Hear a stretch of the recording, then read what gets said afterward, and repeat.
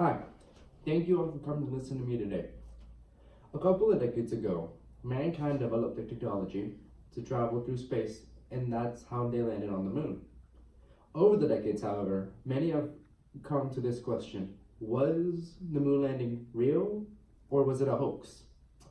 Today, it will be my honor to present to you all why I believe that the moon landing was real, and that there's a lot of evidence that supports this theory, and a lot that debunks that it was a hoax. To begin, many calculations and observations were put in record during the space mission. From the Smithsonian, they provided a NASA report that puts in detail how every stage of Apollo 11's journey. According to that report, Apollo 11 launched from Cape Kennedy at 1:32 UT on July 16, 1969. After 2 hours and 33 minutes in Earth orbit, the G-1VB engine was reignited for acceleration that would propel it beyond the Earth's orbit.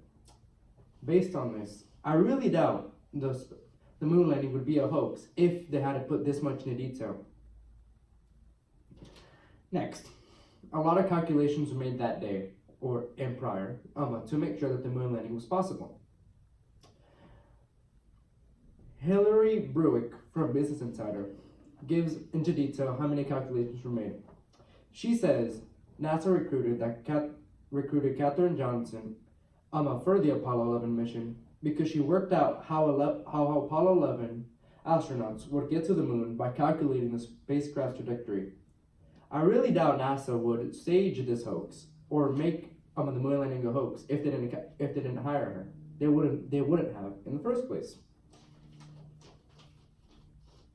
Next, there is tons of scientific evidence that supports that the moon landing was real, and it debunks most of the evidence given by the people who accused that the moon landing was a hoax. No, the Van Allen belts have shown that they have radiation in them, and many people have used that as their evidence in saying that the moon landing was fake, because obviously radiation is bad and it can poison one, and it can kill it could have killed an astronaut. However, this is simply not the case. Scott Davis from the National Space Center says that the Apollo 11 crew was only in there for 2 hours, and by then they would have only been exposed to 18 rads of radiation, which is pretty safe because it takes about a good 1,000 to 5,000 to harm a human. This debunks that theory that the moon landing was a hoax because they could get there in the first place, even though many people said that they wouldn't be able to get there in the first place. Next, while the astronauts got to the moon, the flag seemed to be flapping, which meant that there must have been wind on the moon, which many people use that as evidence that the moon landing was fake, because clearly space is a vacuum and the moon does not have an atmosphere. However, this is not the case as well. Becky Little from the History Channel or website says that a horizontal rod had to be attached to the flag because it wasn't made like the ones here. It wasn't like silk or paper. It was made already set to a certain degree. So they had a rod to give it that ripple effect, which made it look like there was wind. Because if they made it like how it was here, then it would just be hanging down because there's no wind. Now that debunks that theory that the moon landing was a hoax because of supposed wind present on the moon, even though it has no atmosphere.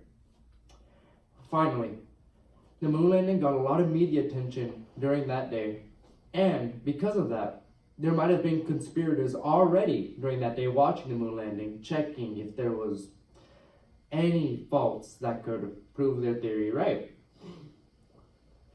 Tiffany Sue from the New York Times says roughly 600 million people watched the moon landing on July 16, 1969, which held the viewership record until Diana Spencer married Prince Charles in 1981.